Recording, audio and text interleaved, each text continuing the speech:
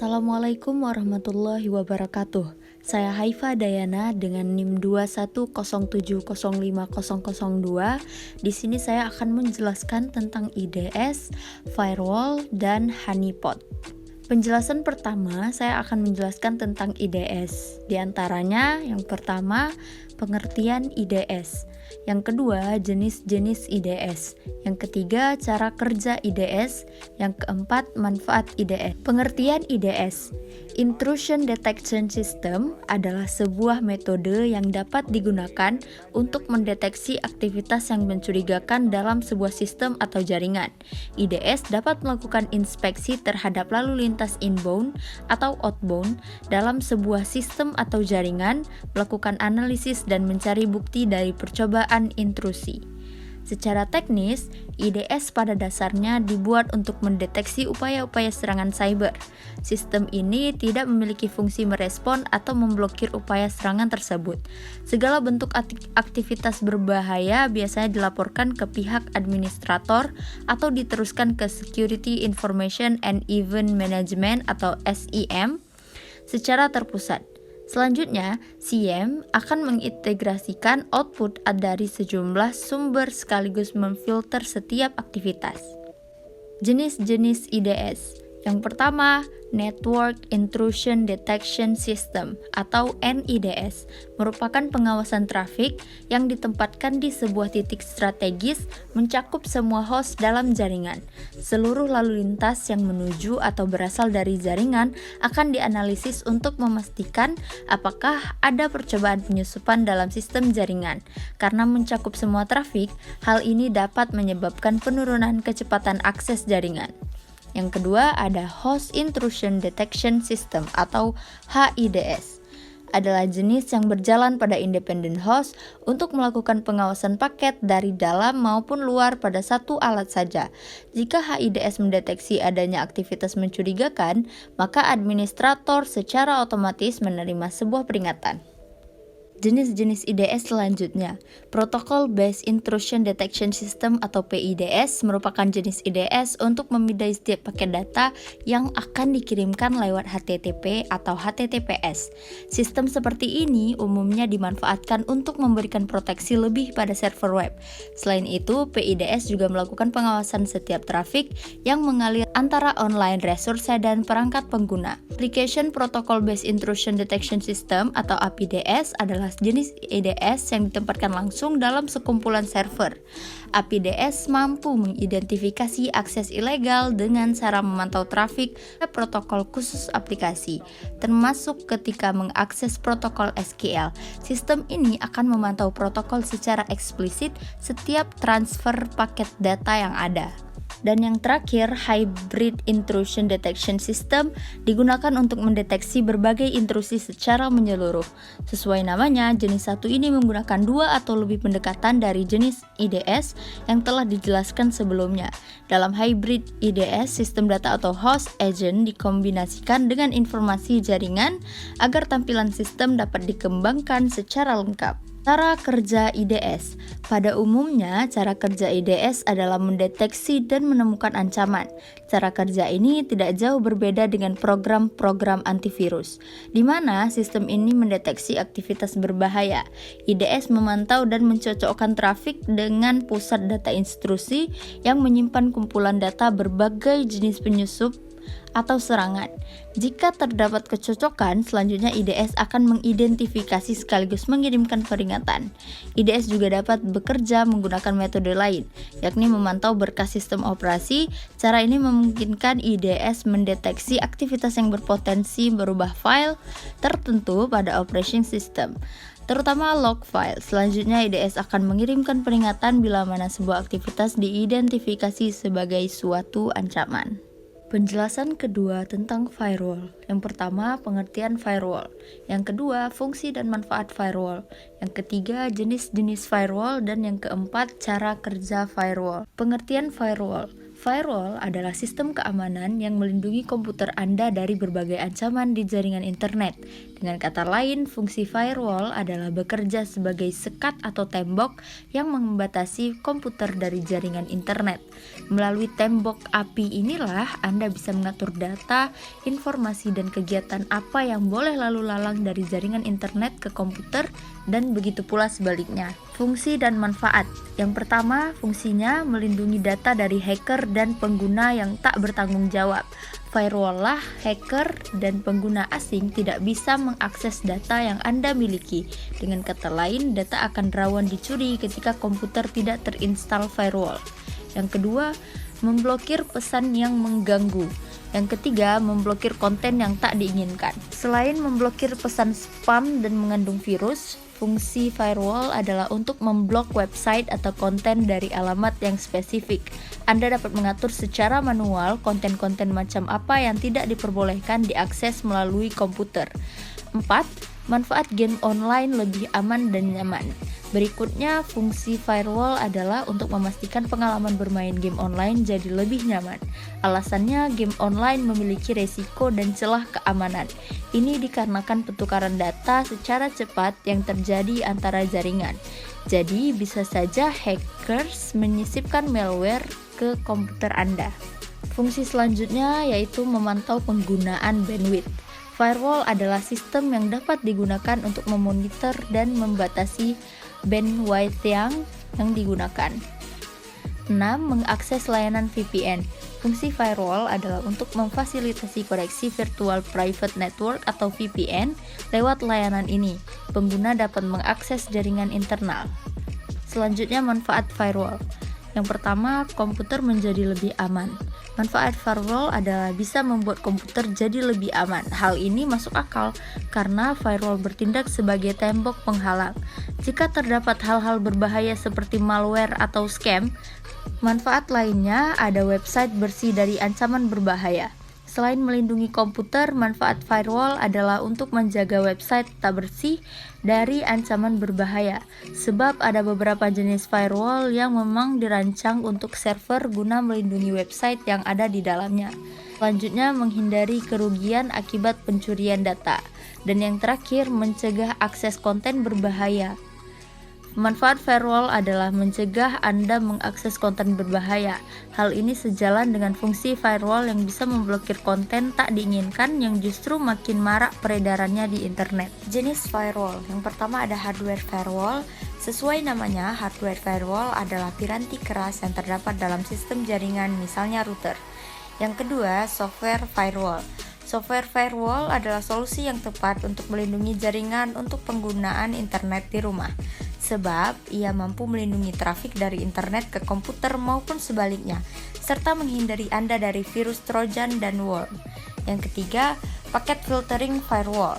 Paket filtering firewall adalah firewall dan cara kerjanya menyaring paket yang akan masuk ke sistem.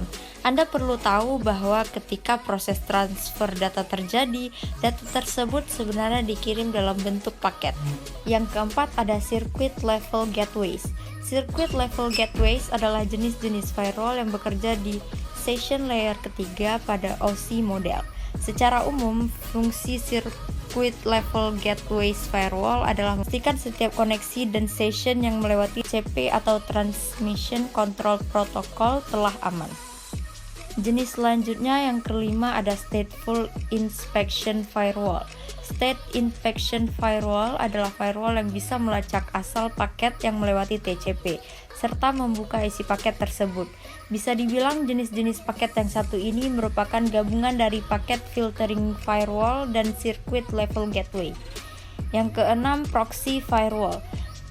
Proxy firewall adalah sebagai perantara komputer dan server yang berkomunikasi melalui jaringan internet. Caranya dengan memforward request dari komputer seolah-olah request tersebut berasal dari si proxy itu sendiri. Yang ketujuh, Next Generation Firewall. Next Generation Firewall adalah perangkat keamanan yang menggabungkan berbagai fungsi dari jenis-jenis firewall yang lain. Misalnya pengecekan paket, koneksi plus station TCP, dan masih banyak lagi. Yang terakhir, Cloud Firewall. Cloud Firewall menawarkan perlindungan jaringan dan transaksi data berbasis cloud.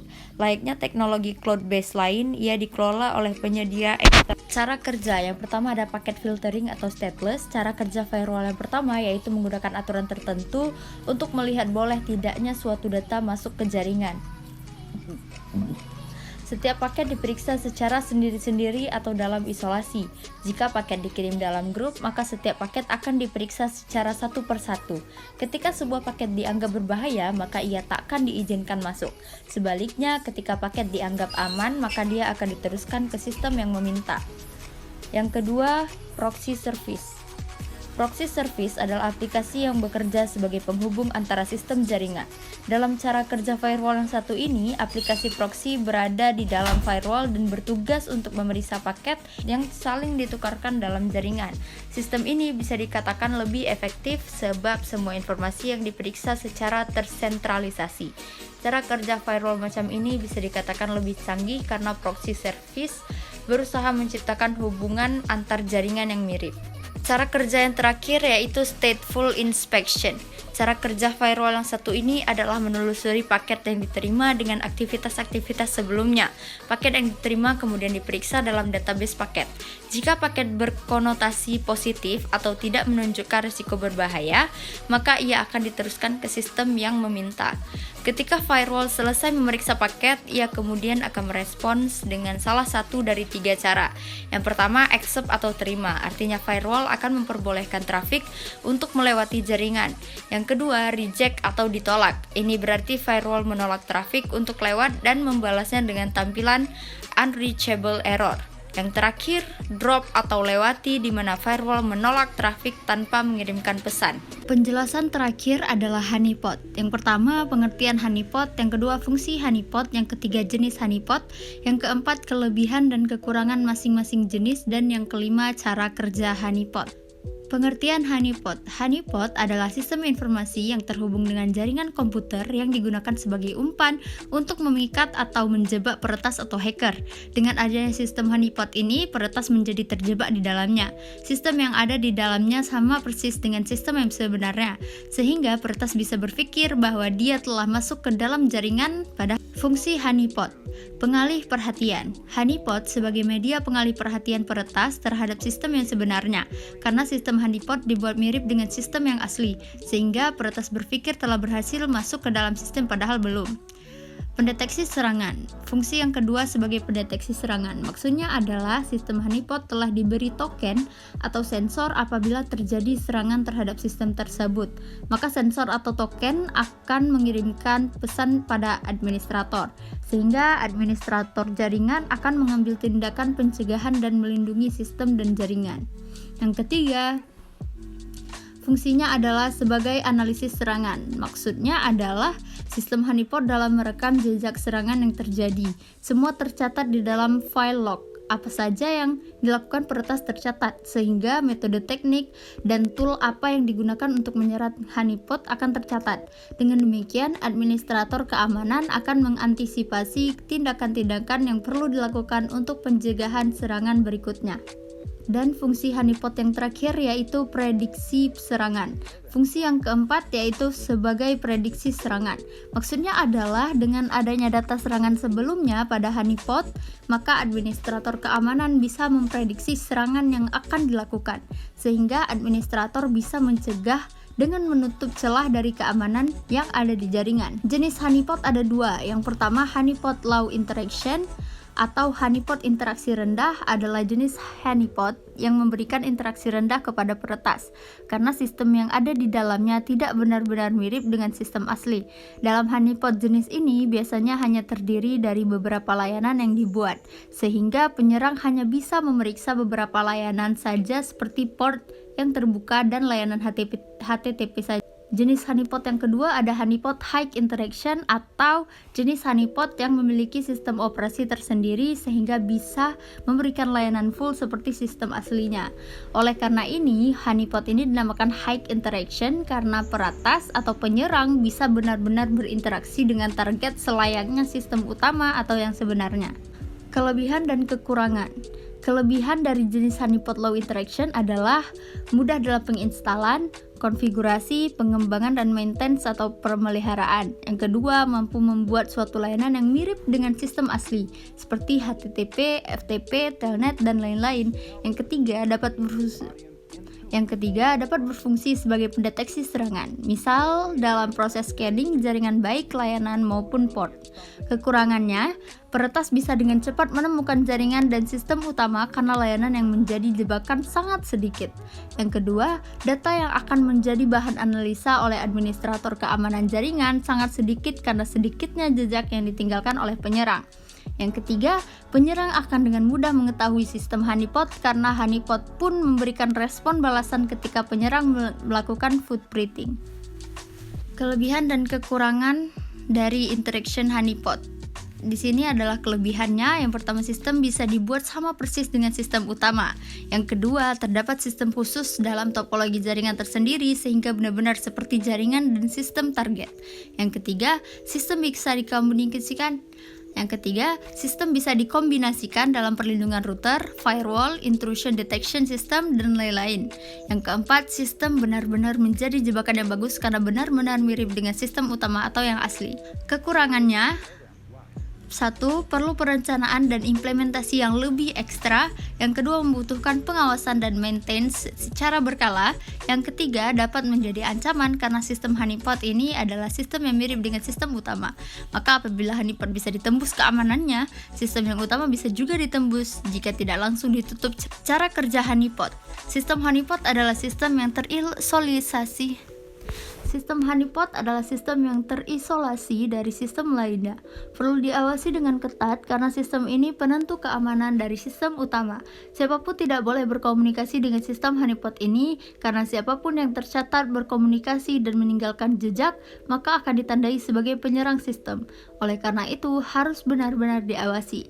Jika dilihat dari perangkatnya, sistem honeypot ini terjadi dari perangkat lunak yang membutuhkan perangkat keras, di mana di dalam perangkat lunak terdapat mekanisme khusus untuk melakukan pencatatan aktivitas secara detail. Perangkat ini bisa menjadi perangkat yang menyatu dengan sistem utama atau terpisah tergantung apakah dari jenis low interaction atau high interaction. Honeypot menjadi garda terdepan setelah firewall atau intrusion detection tertembus. Sistem ini diletakkan sebelum server utama, oleh karena itu, sebelum penyerang masuk ke dalam sistem utama, maka dia akan masuk terlebih dahulu ke sistem honeypot, sehingga sistem ini akan mencatat semua yang ditinggalkan oleh penyerang. Jejak yang ditinggalkan tadi akan dipelajari oleh administrator keamanan untuk dianalisa, kemudian menjadi informasi yang digunakan untuk mengamankan jaringan dan server utama. Karena dari data honeypot tadi terdapat pola serangan, target, dan pola pencarian celah keamanan sistem sehingga administrator keamanan bisa menutup celah tersebut. Terima kasih, jangan lupa subscribe.